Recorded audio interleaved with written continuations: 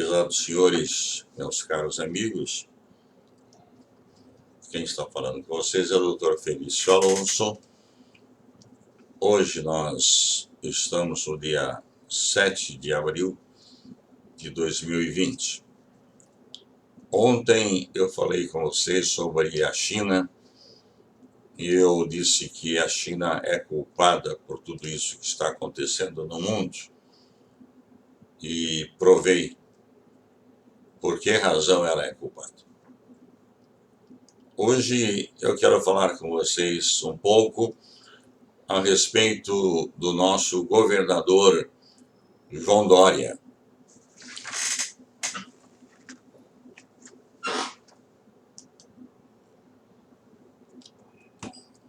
Talvez muitos não saibam, mas o DNA de João Dória é comunista. O pai de João Dória, João Agripino da Costa Dória, era deputado federal em 1964, quando o exército tomou conta do poder e o pai dele era contado entre um desses comunistas.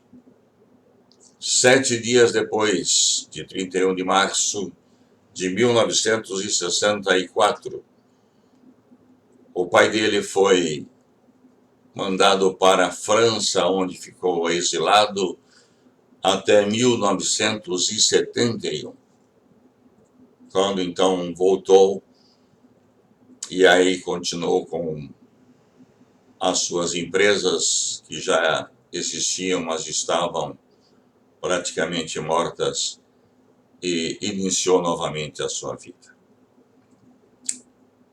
Eu falo isso porque eu estranho muito quando vi a visita de João Dória lá na China comunista, reunindo-se lá com as autoridades, a troco de quê, a respeito de quê. Assim como também eu estranhei muito a visita do nosso presidente da Câmara dos Deputados Federais, o senhor Rodrigo Maia, que esteve lá na China, e eu estava tendo assim um pouco de dificuldade para entender o que é que eles foram fazer lá. Mas depois eu pude ver que vieram de lá os representantes da China, e aí eu vejo os representantes da China de mãos dadas com Dória, cumprimentando, de mãos dadas com Rodrigo Maia, de mãos dadas com Fernando Henrique Cardoso, e aí eu soube dos trilhões e trilhões e trilhões de reais que foram aqui colocados no Brasil em favor da Rede Globo, em favor da Rede Bandeirante, para que pudessem essas emissoras se posicionarem contra o nosso presidente da República.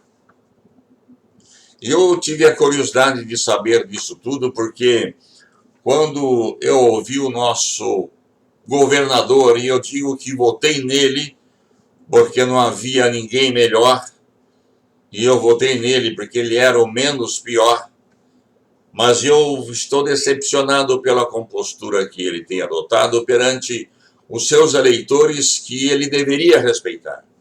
Porque os seus eleitores são aqueles que votaram no presidente da República, o senhor Jair Messias Bolsonaro. E em respeito a isso, eu imagino que o senhor João Dória deveria ter uma compostura diferente em relação ao presidente da República. Por mais ambição que ele tenha pelo poder e queira concorrer às eleições de 2022, nós estamos ainda no ano de 2020. Faltam praticamente quase 3 anos para ocorrer essas eleições. Ele não precisaria fazer o que está fazendo nesse momento, sacrificando o povo de São Paulo. E pela primeira vez, quando ele apareceu lá numa entrevista coletiva em que ele estava assim de mãos dadas com Witzel, o governador do Rio de Janeiro, e eu não quero falar sobre ele porque não me interessa. Eu sou paulista, sou aqui da cidade, estou aqui há mais de meio século, então eu tenho o direito sim de falar sobre os meus governantes, e especialmente em quem eu votei. E a primeira vez que ele fala na televisão, numa entrevista coletiva, ele diz assim: o presidente não faz nada. E quando faz, faz de forma errada. E em uma outra entrevista coletiva, ele recomenda ao povo que não obedeça ao presidente da República. Eu fiquei impressionado pela falta de respeito do senhor João Dória ao nosso presidente da República. E até onde eu entendo de lei, eu sou advogado há mais de 40 anos, o presidente da República é o mandatário maior desse país. E o mínimo que se exige é que se tenha um respeito a ele. Mesmo que você seja de um partido diferente, de uma ideologia diferente. Mas desafiar o povo, dizendo ao povo para que não obedeça ao presidente da República, eu imagino que é uma rebelião tamanha que merece ser considerada e repudiada pela população. Mas não é só. Nós estamos aí com dois problemas muito sérios. Um deles diz respeito ao próprio João Dória, que nas suas estatísticas de mortos pelo Covid-19, ele está exagerando na quantidade.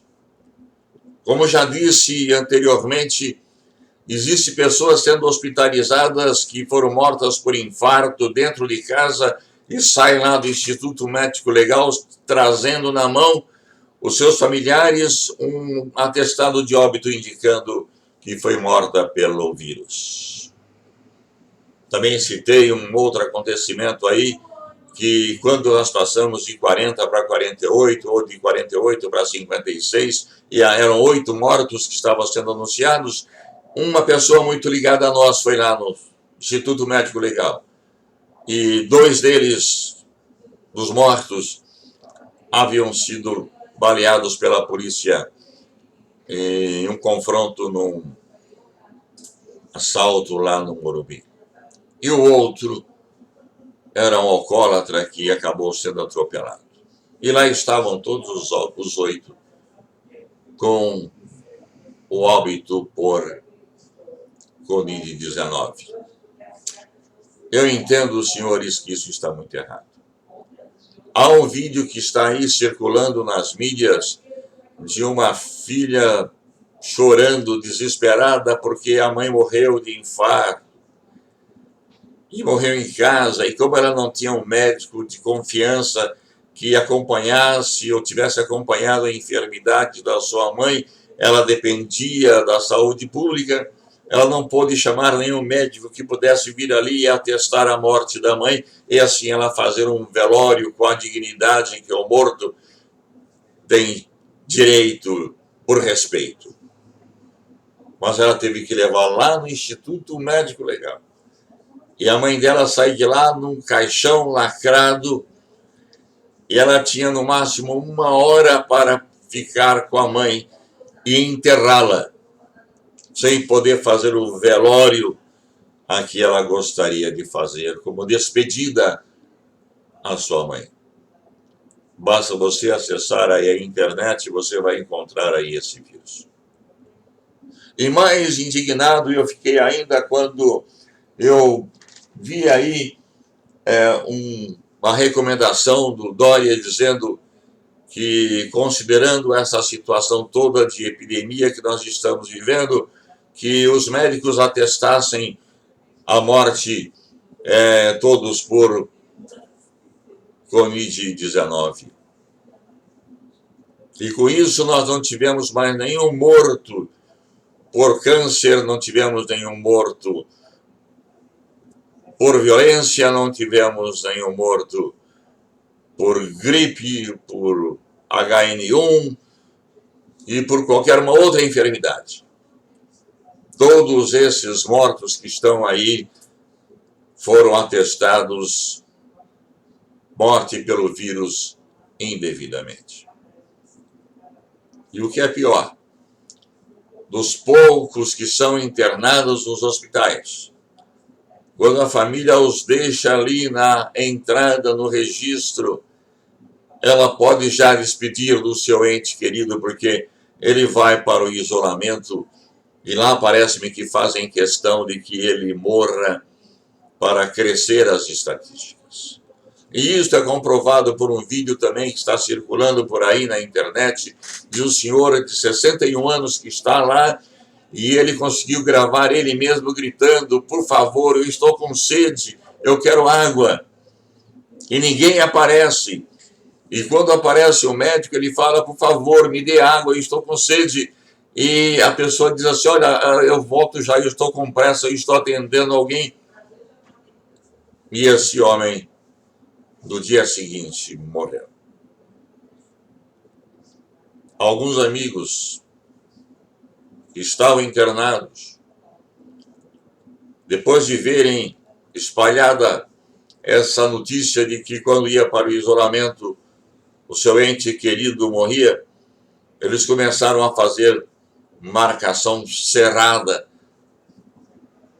lá no hospital, de forma a impedir que o seu ente querido fizesse parte dessa estatística que o Dória quer aumentar. E ele quer aumentar por quê? Porque quanto maior for o número de mortos aqui no Brasil, aqui no estado de São Paulo, maior será a renda que virá para cá, os recursos que virá para cá, para tratar desse assunto da peste que assola o nosso estado. E eu fico muito indignado porque o senhor Dória, lá no tempo do presidente Sarney, ele acabou se enrolando lá num processo da Embratur, 1982,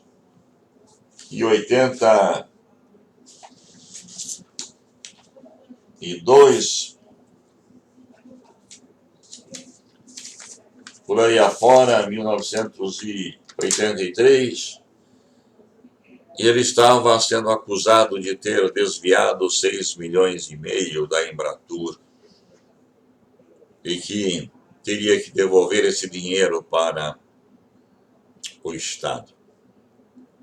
O resultado desse processo acabou dando em nada, como sempre deu em nada, os roubos e os desvios que se fizeram até que a Lava Jato veio a existir. Mas não é só isso. Eu quero dizer a vocês que existe aqui em São Paulo um complô para derrubar o presidente da República. O nosso governador, o senhor João Dória, ele se une agora ao Lula e à Dilma e trocam afagos entre eles. E ele ontem, que deveria dar por encerrada a pandemia, ou hoje nós estaríamos trabalhando, ele a prorrogou até o dia 22. E se vocês entrarem aí na internet, vocês vão encontrar aí várias pessoas dizendo o que eu vou dizer agora para vocês. Hoje, nós já estamos com as empresas quebrando porque não tem o dinheiro para pagar o salário de seus empregados que vence hoje. E até o dia 22, as pequenas empresas estarão quebradas. O povo estará na rua fazendo saques nos supermercados. A baderna estará instalada aqui em São Paulo e nos outros estados que o acompanham. E ontem eu vi uma fala dele dizendo que, em nome do governador do Sudeste e do Sul, nós pedimos ao presidente da República que venha e traga os recursos para resolver esta crise que aí está. Só que antes de ele começar a provocar essa crise, ele não foi lá em Brasília, como era de seu dever fazer, e reunir-se com o presidente e conjuntamente tomarem decisões que pudessem sair dessa dificuldade que nós estamos atravessando. E por que não fez isso? Ele não fez isso e nenhum outro governador aqui do Sul fez.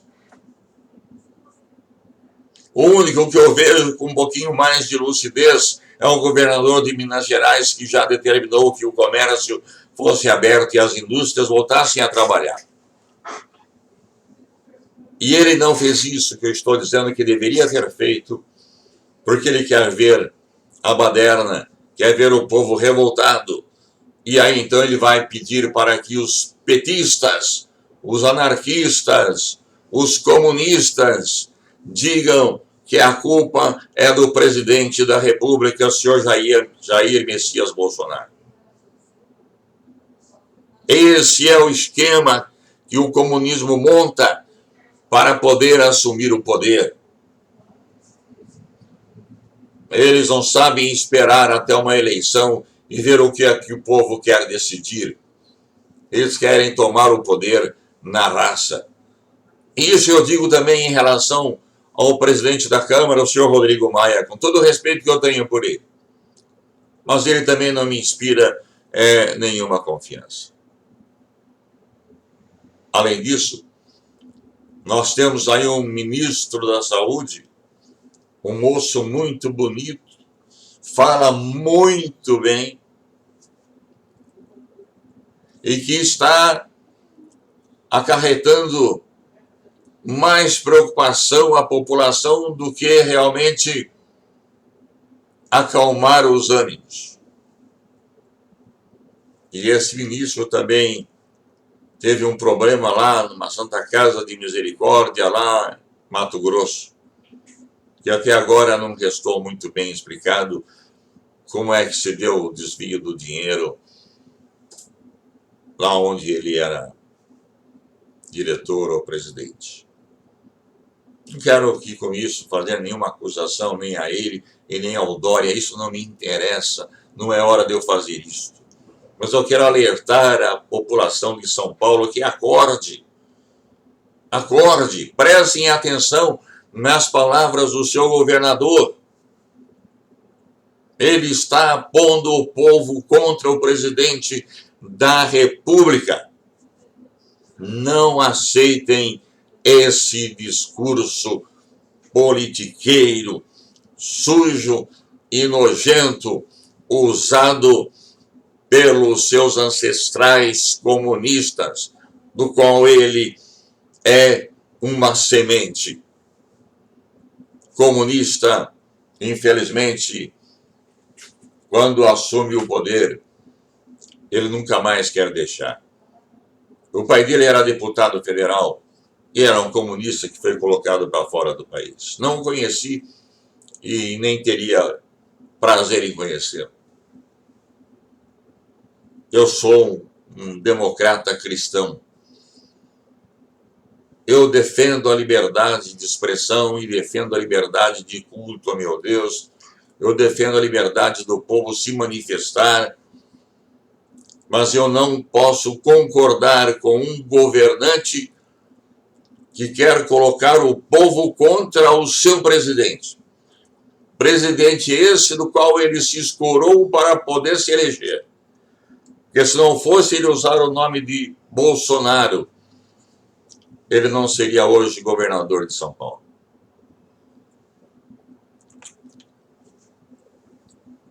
E hoje eu vejo que o seu opositor mais perto teria se saído melhor nessa crise do que ele. Agora ele já está pedindo o socorro do governo federal, que está fazendo de tudo para poder acertar e consertar o Brasil. Tomou medidas urgentes, necessárias, para que nosso país caminhasse. E aí nós temos aí 3 ou 4 governadores que se uniram a essa sujeira do Dória com a intenção de querer tirar o nosso presidente. Eu quero dizer, caro governador, a população entendeu muito bem o seu intento. E nós poderíamos, a partir de hoje, voltar ao trabalho, porque se existe a necessidade de que 70%, 80% da população seja contaminada, isso já poderia ter acontecido e a epidemia já estaria indo embora. Porque mais cedo ou mais tarde, todos nós seríamos contaminados. Mas aí já será tarde demais, porque muitos de nossos irmãos de sangue terão morrido, mas não pelo vírus, mas pela fome, e da qual, desta vez, o culpado pela fome, pela quebra das empresas no estado de São Paulo, o maior estado da União economicamente, a culpa será tua, governador. Repense melhor as suas atitudes. Dê um passo atrás. Baixa a bola, como costumo dizer.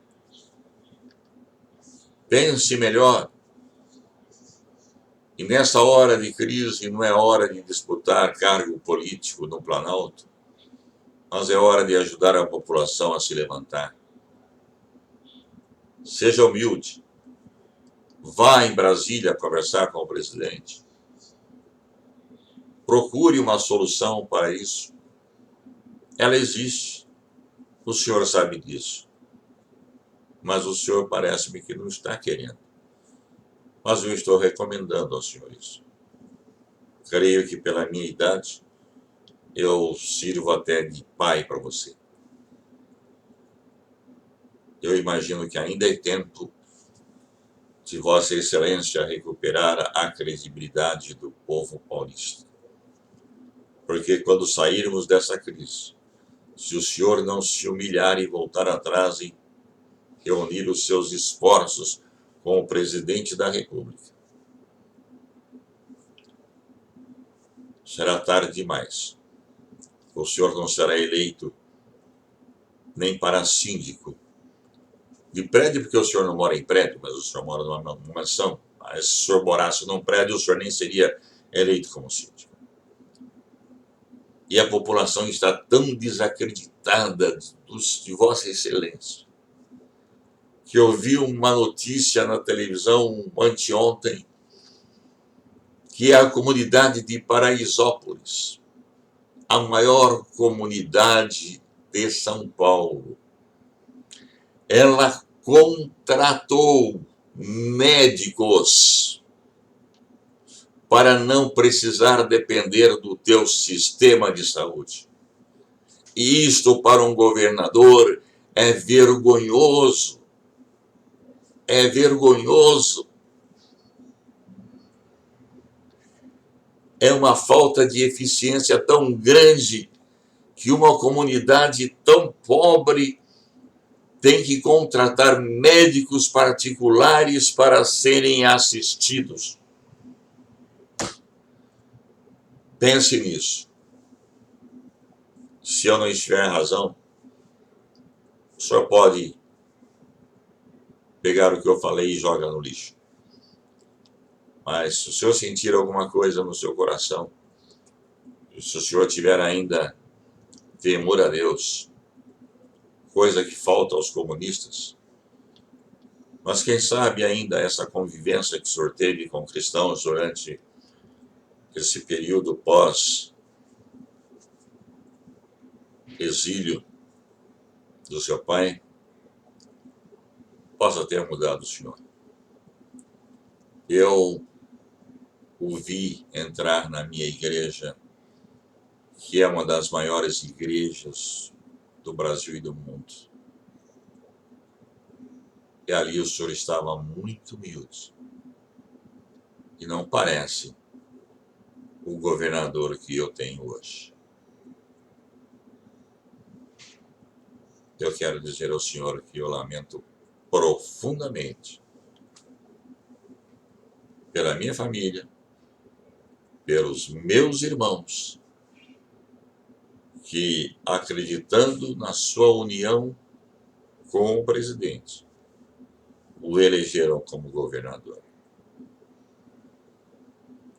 Mas eu peço que Deus ilumine a sua mente e que o Espírito Santo entre no seu coração e que o senhor mude de postura e comportamento. O senhor não está lidando com gado, com cavalos, com cachorros, com gatos. O senhor está lidando com gente. Gente como o senhor. Que querem ser tratadas como o senhor gostaria de ser tratado. Pense nisso. Que Deus o abençoe. E se o senhor quiser me conhecer melhor, aí está o canal Alonso Advogados Brasil. E a qualquer momento desse, nós estaremos de volta falando sobre os assuntos que mais incomodam o nosso povo. Eu sou um brasileiro. Sou um brasileiro. E eu luto para que isso aqui dê certo. E eu lutei para que esse Brasil desse certo. Por amor aos meus filhos, aos meus netos e ao meu povo. Senhores, muito obrigado pela atenção e até uma próxima vez, querendo Deus.